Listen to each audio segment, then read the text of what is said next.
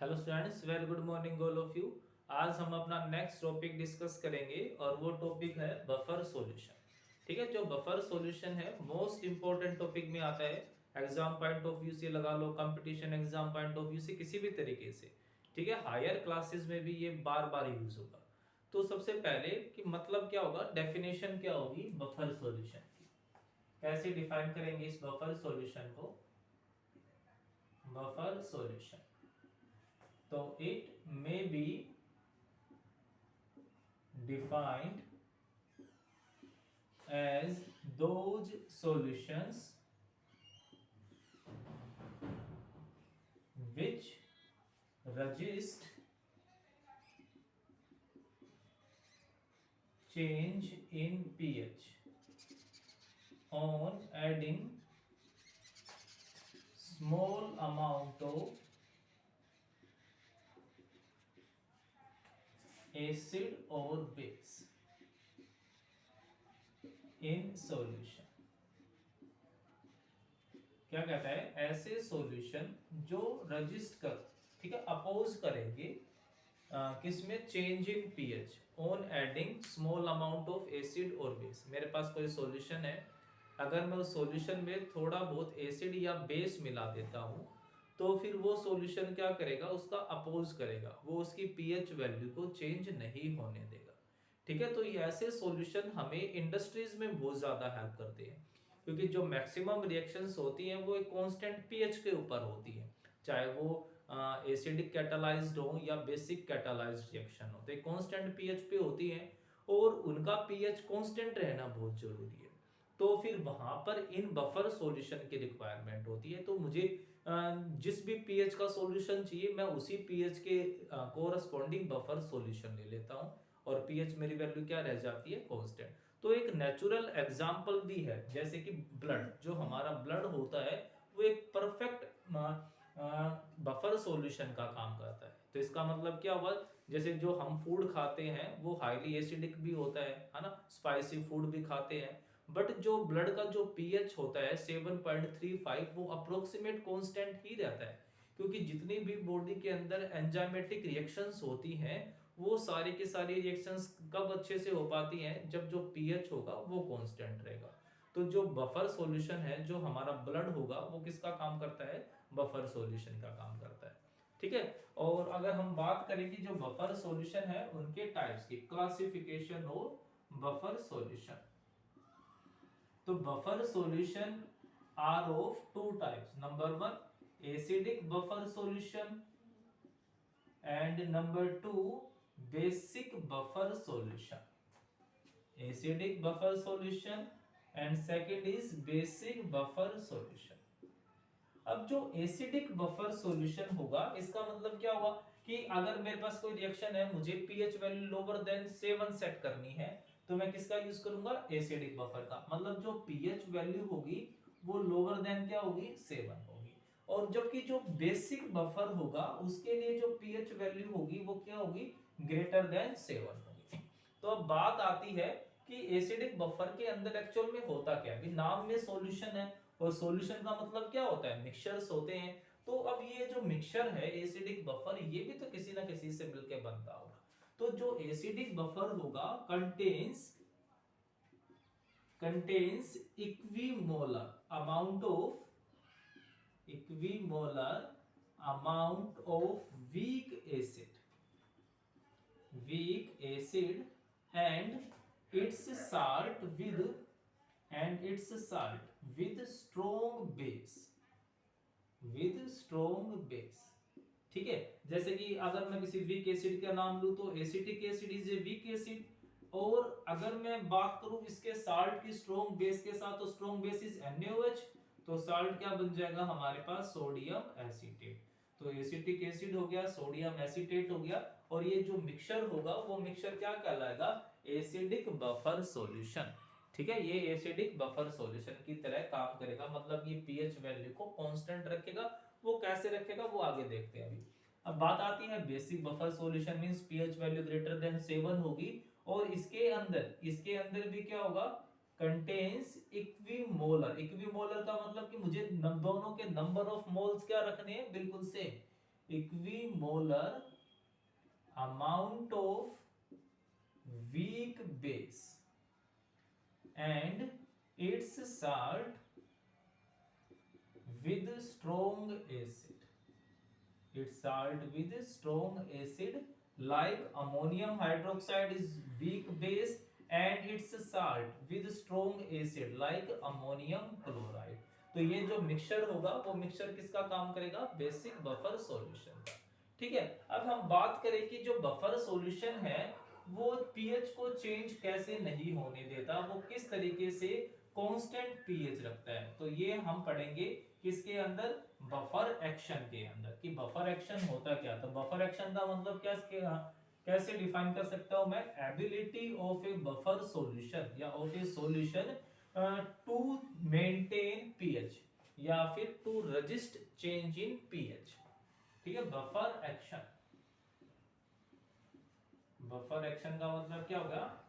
It is defined as the ability of a solution, ability of a solution to oppose या to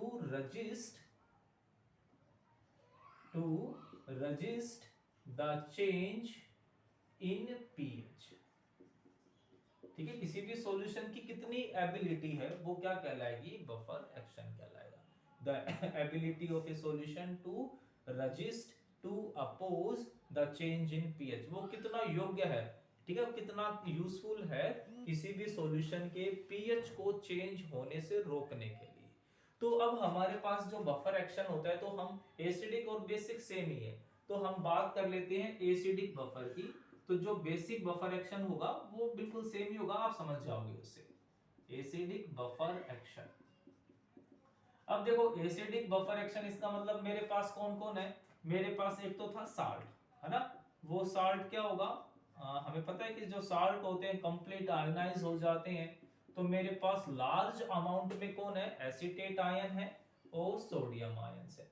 plus कौन था? Weak acid भी है मेरे पास, CH3COH, और वो किस तरीके से आयोनाइज होता है? वो आयोनाइज होगा acetate ions, acetate ions plus H positive, but weak है तो पार्शियली आयोनाइज होगा, इसलिए हमने डबल साइडेड एरो का या रिवर्सिबल एरो का हमने यूज किया है।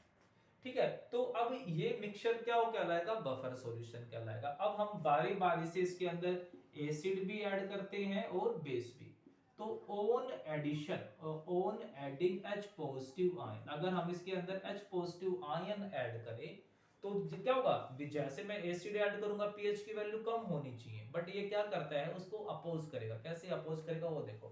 तो कहता है कि जैसे मैं H पॉजिटिव आयन डालूंगा तो ये H पॉजिटिव आयन, जो एक्स्ट्रा H पॉजिटिव आयन थे, वो किसके साथ रिएक्ट कर जाएंगे? जो मेरे पास लार्ज अमाउंट में एसिटिक एसिड होगा। ठीक है, तो क्या कहता है? On adding H positive ions, ठीक है, these combine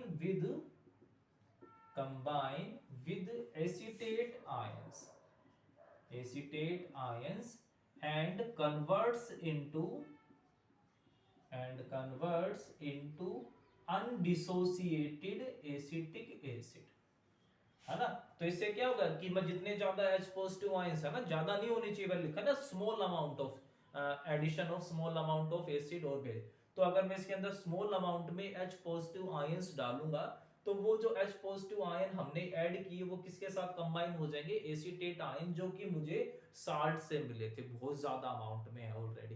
तो जितने H पॉजिटिव आयन डालता जाऊंगा वो इसके साथ कंबाइन होते जाएंगे, मतलब कोई हमें कोई भी फ्री H पॉजिटिव आयंस मिलेंगे नहीं। तो जब हमें कोई फ्री H पॉजिटिव आयन मिले ही नहीं तो उसकी acidic value, pH value change होगी? वो पीएच वैल्यू चेंज ही नहीं हो पाएगी, मतलब पीएच वैल्यू क्या रह गई? उसकी कांस्टेंट रह जाएगी, converts into acetate ion and thus free H positive ions remains same.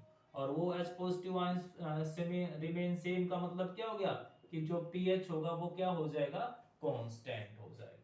ठीक है, अब हम इसके अंदर क्या डालते हैं? On addition of OH negative ion, on addition OH hydroxide ion, तो अब ये भाई OH negative ion Na positive के साथ तो जुड़ेगा नहीं, ठीक है, क्योंकि अगर जुड़ेगा भी तो ये भी क्या होगा, स्ट्रॉन्ग इलेक्ट्रोलाइट है, हमेशा आयोनाइज की फॉर्म में रहेगा, इसका हाइड्रोलाइसिस नहीं हो पाएगा। तो ये जो OH नेगेटिव आयंस है ये किसके साथ कंबाइन हो जाएंगे, H पॉजिटिव आयन के साथ। तो जैसे ही मैं OH नेगेटिव आयन डालूंगा कंबाइन होगा H पॉजिटिव के साथ एंड फॉर्म अनडिसोसिएटेड वाटर, और वो क्या बना लेगा, वो वाटर में कन्वर्ट हो जाएगा H2O। तो अब इस रिएक्शन को देख करके क्या लग रहा है कि भाई OH नेगेटिव डाल देंगे तो H पॉजिटिव कम हो गई, बट अकॉर्डिंग टू लू शैटलिया प्रिंसिपल, अकॉर्डिंग टू लू शैटलिया प्रिंसिपल वो क्या कहता है कि जैसे ही मेरे पास number of H positive ions कम होने लगेंगे तो रिएक्शन क्या होगी, तुरंत किसमें शिफ्ट हो जाएगी, फॉरवर्ड डायरेक्शन में। फॉरवर्ड डायरेक्शन का मतलब क्या होगा, ionization of acetic acid increases and thus number of H positive ion again increases and it regains its value, that is pH again becomes constant। ठीक है, तो क्या होगा, अकॉर्डिंग टू लू शैटलियर प्रिंसिपल रिएक्शन क्या हो जाएगी, फॉरवर्ड डायरेक्शन में शिफ्ट हो जाएगी। और हमें पता रखा है ना कि अगर मैं प्रोडक्ट को कम करता जाऊंगा, प्रोडक्ट में जितना बाहर निकालूंगा, रिएक्शन क्या करेगी, अपने इक्विलिब्रियम कांस्टेंट को कांस्टेंट रखने के लिए वो चेंज हो जाएगी, अपने डायरेक्शन चेंज करेगी, प्रोडक्ट में कम करता जा रहा हूँ, रिएक्शन फॉरवर्ड में शिफ्ट होगी। फॉरवर्ड में शिफ्ट होने का मतलब क्या हो गया कि वो H पॉजिटिव आयंस को फिर से रिगेन करेगी और पीएच वैल्यू अगेन क्या हो जाएगी, कांस्टेंट हो जाएगा। ठीक है, तो ये था हमारे पास सिंपल सा बफर एक्शन। अब बात आती है डिजाइनिंग ऑफ बफर सॉल्यूशन की, हम बफर सॉल्यूशन डिजाइन कैसे करते हैं, हम किस तरीके से पता लगाएंगे कि हमें इस पीएच के ऊपर कौन सा बफर सॉल्यूशन लेके चलना है। ठीक है, हमें कौन सा एसिड चूज करना है या फिर कौन सा हमें उसके अंदर साल्ट डालना है। तो बात आती है designing, designing of acidic buffer solution. Similarly आप बेस के लिए कर लोगे, designing of acidic buffer solution. तो हमारे पास वीक एसिड तो है ही, ठीक है, हम एक वीक एसिड लेके चलेंगे, अज्यूम करते हैं वो एसिड है HX। ठीक है, वीक एसिड है, वीक ही एसिड लेना है, अगर बेस होता तो मैं क्या ले लेता, वीक बेस ले लेता। किस तरीके से आयोनाइज होगा ये, H positive ions and X negative ions. बहुत ही वीक एसिड है तो इसका मतलब क्या होगा कि बहुत कम आयोनाइज हुआ होगा और ये X नेगेटिव आयंस बहुत कम होंगे। बट ये X नेगेटिव आयंस कहां से आने वाले हैं, उसके साल्ट से भी आने वाले हैं ना, ये चीज ध्यान रखना। तो अब यहां से जो इक्विलिब्रियम कांस्टेंट होगा Ka, इक्विलिब्रियम कांस्टेंट का मतलब क्या हो गया कि जो Ka है डिसोसिएशन कांस्टेंट फॉर एसिड, हम किसके लिए लेके चलेंगे, एसिड के लिए। और वो डिसोसिएशन कांस्टेंट क्या होता है, it is the ratio of concentration of product and concentration of reactant. आ गया हमारे पास। अब मुझे पीएच निकालना है तो मैं H पॉजिटिव को ले लेता हूं एक तरफ, बाकी सबको सेपरेट कर देता हूं। तो क्या आ जाएगा, H positive is equal to Ka और यहां से क्या आ गया HX divide by X negative. मुझे पीएच लेना है मतलब मुझे लॉग लेना पड़ेगा, दोनों तरफ आप लॉग ले लो, तो लॉग ऑफ, इस तरफ लॉग लूंगा तो log of A into B, log of Ka plus log of HX divide by X negative ले सकता हूं ना, बिल्कुल। अब पीएच क्या होता है, नेगेटिव लॉग, तो दोनों तरफ नेगेटिव ले लो, तो negative log of H positive ion is equal to negative log of Ka is minus negative log of HX और X नेगेटिव। अब ये तो क्या बन गया, पीएच में कन्वर्ट हो गया, ये क्या बन गया, P ऑफ Ka बन गया। ठीक है, अब ये नेगेटिव लॉग है तो नेगेटिव पावर जो आगे होता है वो पावर में चला जाएगा और ये पूरी वैल्यू क्या हो सकती है, रिवर्स। मतलब क्या बन गया, log ऑफ X नेगेटिव और ये HX।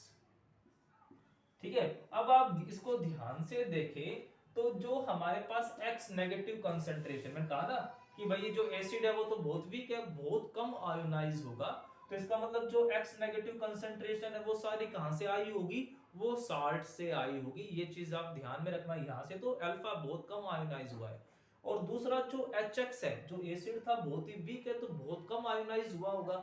मतलब इक्विलिब्रियम पे जो कंसंट्रेशन है वो कंसंट्रेशन एक्चुअल में मैं क्या मान लूं, इनिशियल। हम नहीं मानते थे C इंटू 1 माइनस अल्फा, तो अल्फा को इग्नोर कर देते थे, तो जो कंसंट्रेशन होती थी एक्चुअल सेम ही रह जाती है। तो मैं इस चीज को क्या लिख सकता हूं, pH is equal to pKa plus log of ratio of concentration of salt divide by concentration of acid. ठीक है, ये आ गई हमारे पास equation and this equation is called Hasselbalch Henderson equation. Henderson equation, ये हमारे पास इक्वेशन आ गई और बहुत ही इंपॉर्टेंट रिएक्शन है। ये हमारे पास इक्वेशन आ गई। अब देखो, अब यहां पर अगर मैं क्या कर लेता हूं, अब हम क्या लेके चलते थे, इक्विमोलर कंसंट्रेशन, है ना। अब उसका लॉजिक समझो आप, इक्विमोलर कंसंट्रेशन मतलब मोलरिटी सेम, तो साल्ट और एसिड की कंसंट्रेशन में क्या ले लेता हूं, same. Concentration of salt is equal to concentration of acid. अगर मैं दोनों की कंसंट्रेशन को इक्वल पुट कर दूं तो concentration of salt is divided by concentration of acid, और ये जो वैल्यू आएगी वो वैल्यू मेरे पास क्या हो जाएगी, 1 हो जाएगी। और log ऑफ 1 क्या होता है, यहाँ पर सब क्या हो गया, कंसंट्रेशन ऑफ साल्ट और एसिड हमने क्या मान ली, इक्विमोलर कंसंट्रेशन, वो सेम हो गई। तो कंसंट्रेशन दोनों की सेम होने का मतलब क्या हो गया, ये पूरी की पूरी वैल्यू क्या हो जाएगी, कैंसिल आउट। ठीक है, तो pH is equal to pKa plus log of 1। अब log 1 क्या होता है, वो log 1 हो गया 0, that is pH is equal to pKa। pH is equal to pKa। तो इसका मतलब क्या हो गया कि जो हमने अब जिस भी pH के ऊपर हमने वैल्यू कांस्टेंट रखनी है। ठीक है, क्या कह रहा हूं मैं कि भी अगर अज्यूम करो, अगर हमें कोई बफर सॉल्यूशन चाहिए और उस बफर सॉल्यूशन का pH हमने क्या लेना है, 4.5 लेना है, तो मैं एक ऐसा एसिड चूज करूंगा जिसकी pKa वैल्यू भी क्या रहेगी, वही सेम रहेगी। जितने भी एसिड है उन सभी की pKa वैल्यू हमारे पास क्या होती है, गिवन होती है। तो क्या कहता है, for a given pH value या फिर required pH value, for a required pH value, for a required pH value we select such a acid. हम क्या करेंगे, ऐसा एसिड सिलेक्ट करेंगे, such a acid whose pKa value is equal to required pH। ठीक है, और हमारा पास क्या आ जाएगा, हमारे पास हमारा आंसर आ जाएगा। तो ये जो बफर सॉल्यूशन का टॉपिक है ये थ्योरेटिकली यहाँ पर खत्म हो गया, और जो न्यूमेरिकल्स है वो हम अपने नेक्स्ट लेक्चर में डिस्कस करेंगे। ओके।